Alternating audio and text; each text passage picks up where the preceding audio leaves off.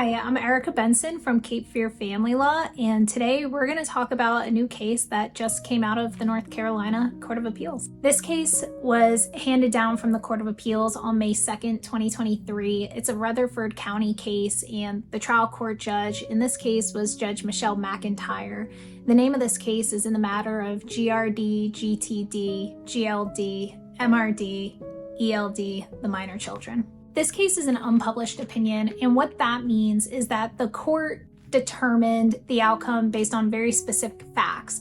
And so they didn't want to publish the opinion and allow the courts to use it as precedents, but it is still relevant to know what the appellate court would do in a situation like this, because that, of course, tells you what the trial court might do. The case primarily is about a termination of parental rights for a mom and dad.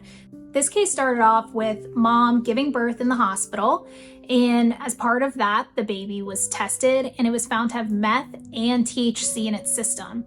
So once that happened, DSS intervened and they went to the home and tested all the other 4 kids that were still in the home, and all of them were found to have meth in their system as well. So at that point, DSS steps in and they ask mom, have you been using drugs? Mom admits to it, which is good, you should be honest. But then they ask dad, and dad lies. They drug test dad and find a whole slew of drugs in his system. He has meth, cocaine, THC, amphetamines. I mean, anything you could think of, this guy was doing it. What is DSS to do? They're going to remove the children from the parents' care at this point. There needs to be a sober caregiver, and there just wasn't one here. And on top of that, the parents were lying about it, saying that there was a sober caregiver, which is always going to be a red flag for DSS. A guardian ad litem was appointed to represent the children. What that means is that the kids have their own attorney. Mom gets appointed an attorney, dad gets one, the Department of Social Services gets one, and now the kids have one. The GAL's job generally is to touch base with the children throughout the case, follow them throughout it, and advocate on their behalf to the court and tell the court what they believe is going to be in the best interest of the children, and sometimes even what the children want to have happen in their case. The children here were clearly found to be abused and neglected based on these drug screens, based on the parents lying about the sober caregiver, and all of those facts. And because of that, they entered into an out-of-home family services agreement. And that agreement basically laid out certain things that mom was supposed to do. And she agreed to these things. It's an agreement. She agreed to seek substance use treatment. She agreed to seek mental health services. She agreed to become sober. Parenting classes were part of that, attending the kids' medical appointments, and just working on shared parenting, visiting with the children appropriately while they're in DSS's custody, and just exemplifying that she can properly care for her kids. Mom's main issue at that point was that she was having a follow-through issue. She knew what she was supposed to do, she agreed to do it, and she started to do it. She did comprehensive clinical assessment, but then didn't follow through with the recommendations for that. She kind of did the first step of everything, but failed to follow through when she needed to follow through. And after a long period of time of her children being in DSS's care and her not following through with the things she agreed to, they decided to terminate her parental rights or ask the court to do so. And that's how this case ended up at the Court of Appeals.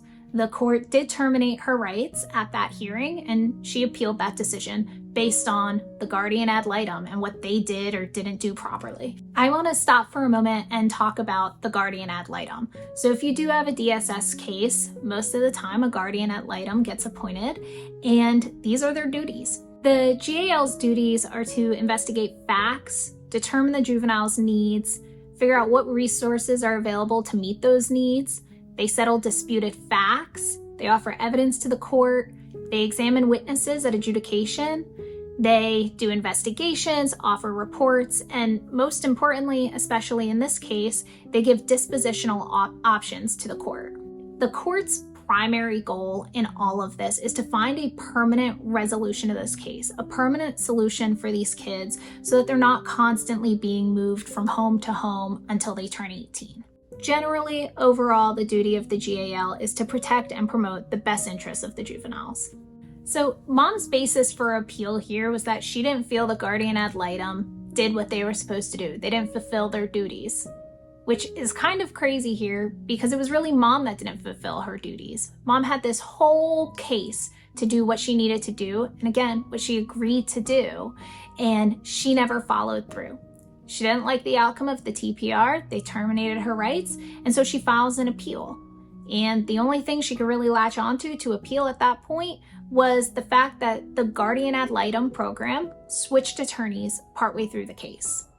So the Guardian Ad Litem program is funded by the states, and it's full of volunteers. The volunteers serve as the GALs themselves, and then there's an attorney that gets appointed to represent that GAL and actually speak to the court. At some point in this case, right around the adjudication, the attorney who had been representing the GAL got swapped out for a new one. And that was mom's main issue here. One of the problems with that, though, is that she never argued what harm that actually brought to the case. She was never able to say specifically what duty they didn't fulfill, although she went on and on saying that they didn't fulfill their duties. At a TPR, the court has to look at the best interests of the children. And as part of that, there are several enumerated factors that they'll look at to determine what those best interests are. Some of those factors are the age of the child, the likelihood that an adoption can take place, whether terminating the parents' rights will aid in achieving a permanent plan for the children. They do look at the bond between the child and the biological parents. They also look at the quality of the relationship and the bond between the child and the prospective adoptive parent. And really, the court can look at any relevant factor that they think is going to indicate what might be in this child's best interest. One of the arguments that mom really leaned into on the appeal was that there weren't enough facts presented to the court. A lot of people think that facts are just hard evidence, what can be shown in documents. But the Court of Appeals kind of shut that down, and they said there were tons of facts presented to the court because all these different social workers testified, and testimony is fact. You don't need hard evidence all the time. One of the reasons the Court of Appeals upheld the termination of rights is because all of these issues that mom raised, the GAL not fulfilling their duties, a lack of facts at trial, none of those were objections that her attorney made at the original hearing. In order for the appellate court to review something, that issue needs to be preserved on appeal, meaning your attorney needs to object at the hearing and voice the concern and the discontent with what's happening. Otherwise, the Court of Appeals just can't really address it. So the important takeaway here is that if you think something is happening that shouldn't be, if you have an issue with something happening at the hearing, you need to lean over and tell your attorney so that they can object to it and preserve the issue for appeal. Obviously, the main issue here was that these parents, whether they gave the children meth or the kids somehow got into it, meth was in their system, and it never should have been. The government is always going to step in if you're putting your kids in a situation where they could potentially die. But aside from that, even once all of that happened, it was brought to everyone's attention. The even bigger issue here was that the parents just didn't seem to care to follow through with the plan that they agreed to and follow through to create a safe environment for their kids. Comment below what you think the court should have done here. Did the court make the right decision? Should DSS have taken these kids in the first place? What do you think should have happened? Like, subscribe, hit the follow button so you could hear more about these cases that are being handed down and learn more about what you want to do or not do in certain legal situations.